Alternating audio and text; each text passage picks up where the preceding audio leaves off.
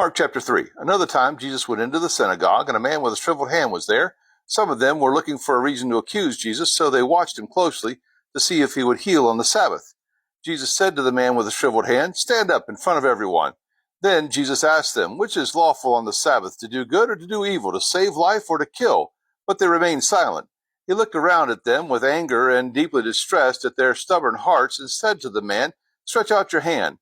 He stretched it out, and the hand was completely restored. Then the Pharisees went out and began to plot with the Herodians how they might kill Jesus. Jesus withdrew with his disciples to the lake, and a large crowd from Galilee followed. When they heard about all he was doing, many people came to him from Judea, Jerusalem, Idumea, and the regions across the Jordan and around Tyre and Sidon. Because of the crowd, he told his disciples to have a small boat ready for him to keep the people from crowding him, for he had healed many, so that those with diseases were pushing forward to touch him. Whenever the impure spirits saw him, they fell down before him and cried out, "You are the Son of God."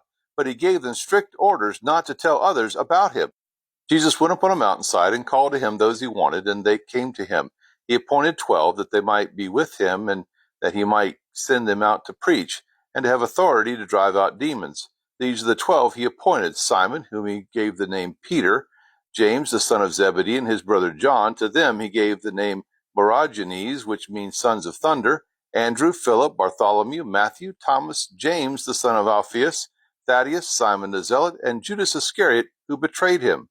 Then Jesus entered a house, and again a crowd gathered, so that his disciples were not even able to eat. When his family heard about this, they went to take charge of him, for they said, "He is out of his mind." And the teachers of the law who came down from Jerusalem said, "He is possessed by Beelzebub, by the prince of demons. He is driving out demons." So Jesus called them over to him and began to speak to them in parables. "How can Satan drive out Satan? If a kingdom is divided against itself, that kingdom cannot stand. If a house is divided against itself, that house cannot stand. And if Satan opposes himself and is divided, he cannot stand, and his end has come. In fact, no one can enter a strong man's house without first tying him up. Then he can plunder the strong man's house. Truly, I tell you, people can be forgiven of all their sins and every slander they utter, but whoever blasphemes against the Holy Spirit will never be forgiven. They are guilty of an eternal sin." He said this because they were saying, "He has an impure spirit." Then Jesus' mother and brothers arrived. Standing outside, they sent someone in to call him. A crowd was sitting around him, and they told him, "Your mother and brothers are outside looking for you." "Who are my mother and my brothers?" he asked. Then he looked at those seated in a circle around him and said, "Here are my mother and my brothers. Whoever does God's will is my brother and sister and mother."